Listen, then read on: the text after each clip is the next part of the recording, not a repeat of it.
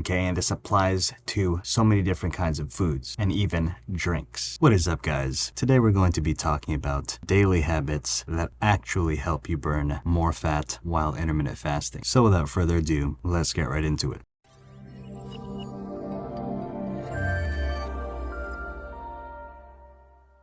Habit number 1, walking. Yes, as boring as a walking sounds, implementing it into your daily routine can take you farther in your intermittent fasting weight loss journey than you think. Just go out for a walk. I don't care if it's 5 minutes, 15, 30 minutes, it doesn't matter. As long as you do it every single day, doing this one thing is going to help you progress much faster. Habit number 2, using 0-calorie alternatives. Now, what do I mean by this? Well, for example, if you drink coffee, one of the things that we like to put in our coffee is sugar. And sugar is just extra unnecessary calories that we are putting into our coffee. But a better way to go about this is to use 0-calorie sugar, such as stevia or truvia. And it's not just sugar. There are so many other things out there, like for instance, salad dressing. If you like to eat salads, a lot of the times the type of dressing that we put almost always has calories. But if you look around, there are actually lower calorie dressings and even